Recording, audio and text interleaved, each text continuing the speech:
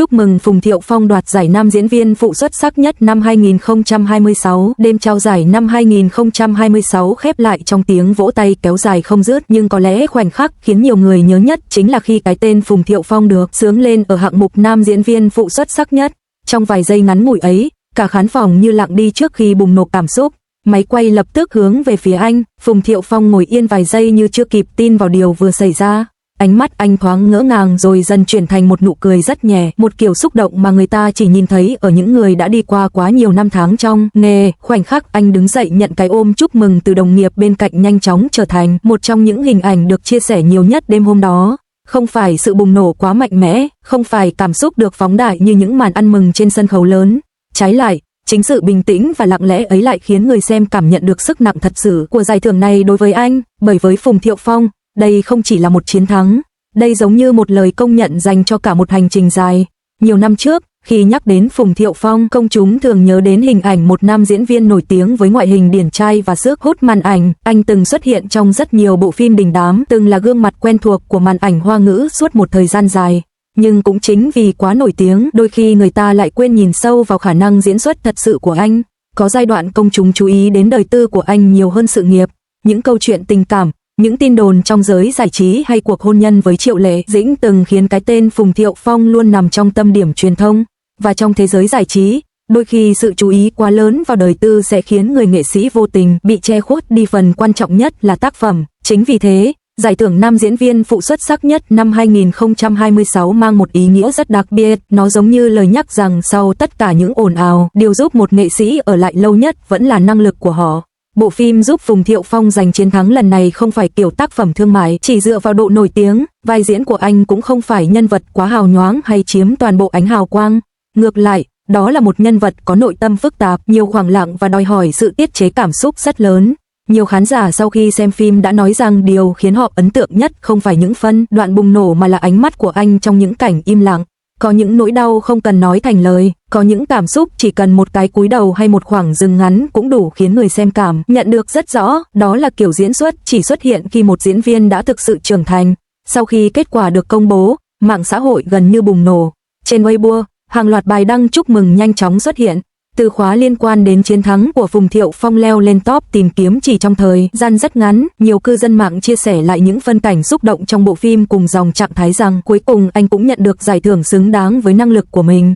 Điều thú vị là rất nhiều khán giả cũ cũng bắt đầu quay lại xem lại các tác phẩm trước đây của anh. Người ta nhận ra rằng trong suốt nhiều năm, Phùng Thiệu Phong thật ra đã thay đổi rất nhiều trong cách diễn xuất. Nếu thời trẻ anh thường mang đến cảm giác lãng tử và nổi bật bởi ngoại hình, thì càng trưởng thành, anh càng diễn bằng chiều sâu nội tâm nhiều hơn. Có lẽ chính những trải nghiệm trong cuộc sống đã khiến diễn xuất của anh trở nên khác biệt. Một số nhà phê bình điện ảnh nhận xét rằng vai diễn lần này thành công vì Phùng Thiệu Phong không cố gắng diễn, anh giống như sống cùng nhân vật, những cảm xúc của nhân vật không còn mang tính trình diễn mà trở nên rất tự nhiên, rất thật. Và điều đó chỉ có thể xuất hiện khi một diễn viên đã đi qua đủ nhiều trải nghiệm để hiểu sự im lặng của con người đau như thế nào. Khi bước lên sân khấu nhận giải, Phùng Thiệu Phong cầm chiếc cúp vài giây mà chưa nói gì ngay. Cả khán phòng yên lặng nhìn anh, ánh mắt anh lúc ấy khiến rất nhiều người xúc động vì nó không chỉ có niềm vui mà còn giống như mang theo cả một quãng đường dài đã đi qua. Anh nói rằng mình từng có những giai đoạn nghi ngờ chính bản thân, có những lúc anh không biết liệu mình còn có thể mang đến điều gì mới cho khán giả hay không. Nhưng anh chưa bao giờ muốn rời bỏ diễn xuất, bởi với anh, được đứng trước máy quay vẫn luôn là điều khiến anh cảm thấy mình thật sự tồn tại.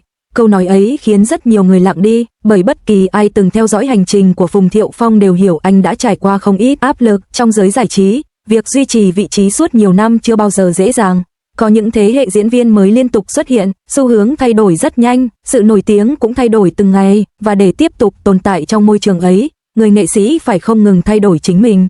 Nhưng điều khó nhất không phải thay đổi để nổi tiếng hơn, mà là thay đổi để trở thành một diễn viên tốt hơn. Có lẽ giải thưởng lần này chính là câu trả lời đẹp nhất cho tất cả những nỗ lực âm thầm ấy. Sau đêm trao giải, một đoạn video ngắn ghi lại khoảnh khắc Phùng Thiệu Phong bước xuống sân khấu bất ngờ lan truyền mạnh trên mạng xã hội. Trong đoạn clip ấy, anh cúi đầu cảm ơn nhân viên hậu trường rồi lặng lẽ ôm chiếc cúp trước ngực khi đi qua hành lang phía sau sân khấu. Không có ánh đèn lớn, không có tiếng reo hò, chỉ là một khoảnh khắc rất bình thường, nhưng chính điều đó lại khiến hàng triệu người xúc động. Nhiều cư dân mạng nói rằng họ nhìn thấy trong ánh mắt ấy sự mệt mỏi của nhiều năm và cả niềm hạnh phúc rất thật của một người cuối cùng cũng được công nhận bằng chính thực lực. Một bình luận được chia sẻ rất nhiều viết rằng đôi khi giải thưởng đẹp nhất không phải dành cho người nổi bật nhất mà dành cho người đã kiên trì với nghề lâu nhất. Có lẽ đó cũng là lý do chiến thắng của Phùng Thiệu Phong năm 2026 tạo nên nhiều cảm xúc như vậy.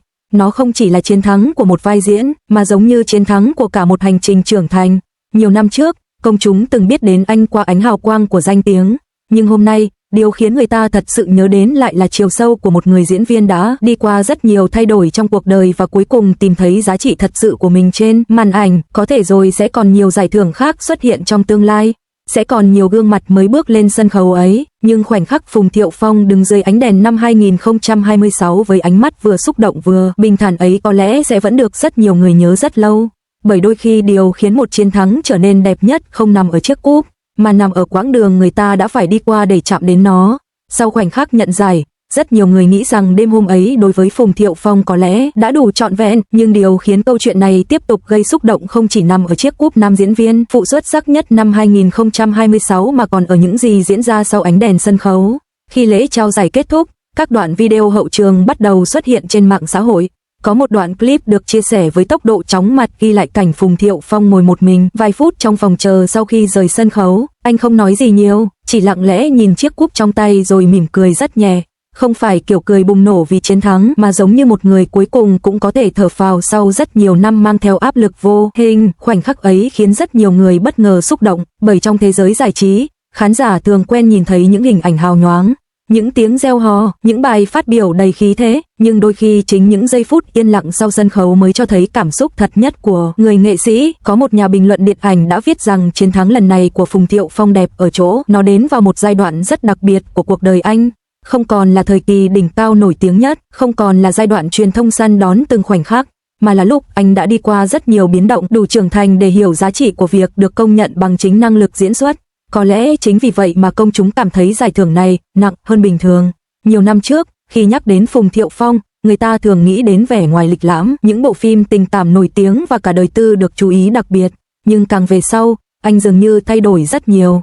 Anh xuất hiện ít hơn trong những chương trình giải trí ồn ào, ít tạo scandal, ít cố duy trì sự chú ý bằng truyền thông. Thay vào đó, anh tập trung nhiều hơn vào vai diễn và lựa chọn những nhân vật có chiều sâu hơn trước. Điều này khiến không ít người bất ngờ, bởi trong môi trường cạnh tranh khốc liệt của ngành giải trí, rất nhiều nghệ sĩ chọn cách giữ nhiệt bằng sự xuất hiện liên tục. Nhưng Phùng Thiệu Phong lại đi theo hướng ngược lại, anh dần trở nên kín tiếng hơn, chậm hơn và cũng lặng lẽ hơn. Thế nhưng chính sự thay đổi ấy lại khiến diễn xuất của anh trưởng thành hơn rất nhiều. Nhiều khán giả sau khi xem bộ phim đoạt giải đã nhận xét rằng họ gần như quên mất hình ảnh ngôi sao của Phùng Thiệu Phong. Trên màn ảnh lúc ấy không còn là một người nổi tiếng đang cố thể hiện bản thân mà là một nhân vật thật sự sống với những cảm xúc rất thật. Đó là điều không phải diễn viên nào cũng làm được. Có những người diễn bằng kỹ thuật, có những người diễn bằng kinh nghiệm, nhưng cũng có những người sau nhiều năm bắt đầu diễn bằng chính những gì họ đã trải qua trong cuộc sống. Và Phùng Thiệu Phong của năm 2026 dường như thuộc kiểu thứ ba. Sau đêm trao giải, nhiều đồng nghiệp cũ cũng lên tiếng chúc mừng anh. Một nữ diễn viên từng hợp tác với anh nhiều năm trước nói rằng điều cô ngưỡng mộ nhất ở Phùng Thiệu Phong là khả năng chịu đựng áp lực rất lớn mà vẫn giữ được sự bình tĩnh. Cô kể rằng có những giai đoạn anh bị dư luận bàn tán rất nhiều nhưng chưa bao giờ thấy anh phản ứng gay gắt trước truyền thông. Anh thường chọn im lặng và tập trung vào công việc nhiều hơn. Câu chuyện ấy khiến cư dân mạng càng có cái nhìn khác về anh. Trong thời đại mà rất nhiều người muốn chứng minh bản thân liên tục trước công chúng, sự im lặng đôi khi lại trở thành điều hiếm hoi. Một đoạn phỏng vấn cũ của Phùng Thiệu Phong cũng bất ngờ được chia sẻ lại sau lễ trao giải. Trong đó, anh từng nói rằng điều đáng sợ nhất đối với một diễn viên không phải là bị chê mà là một ngày nào đó không còn cảm xúc với diễn xuất nữa. Anh nói mình từng có giai đoạn rất mệt mỏi, từng nghi ngờ liệu bản thân có còn đủ nhiệt huyết với nghề hay không. Nhưng mỗi lần đứng trước máy quay, anh lại nhớ vì sao mình bắt đầu. Khi đoạn phỏng vấn ấy được chia sẻ lại, rất nhiều người bỗng hiểu vì sao chiến thắng năm nay lại có ý nghĩa đặc biệt với anh đến vậy. Nó không chỉ là một giải thưởng, nó giống như câu trả lời cho những năm tháng hoài nghi chính mình.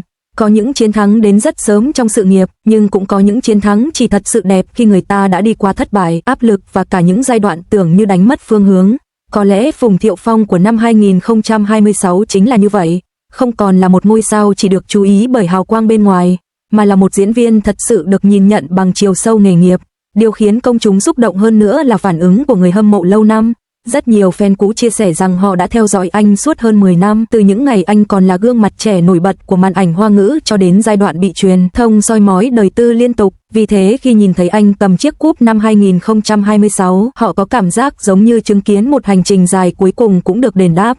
Một bài đăng nhận được hàng trăm nghìn lượt thích viết rằng có những người nghệ sĩ không cần phải luôn đứng ở vị trí cao nhất để được nhớ đến.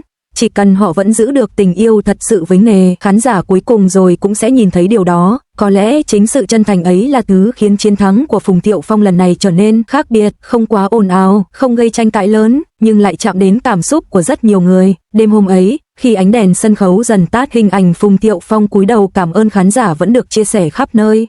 Nhiều người nói rằng họ nhìn thấy trong ánh mắt ấy không chỉ có niềm vui mà còn có sự biết ơn. Biết ơn vì vẫn còn được đứng trên sân khấu, biết ơn vì những cố gắng không hoàn toàn biến mất trong im lặng, và biết ơn vì sau tất cả những thay đổi của cuộc đời, anh vẫn chưa từ bỏ điều mình yêu nhất. Có lẽ đó mới là ý nghĩa đẹp nhất của giải thưởng này. Không chỉ là chiến thắng của một vai diễn, mà là chiến thắng của một người nghệ sĩ đã đủ mạnh mẽ để đi qua rất nhiều biến động mà vẫn tiếp tục bước về phía trước.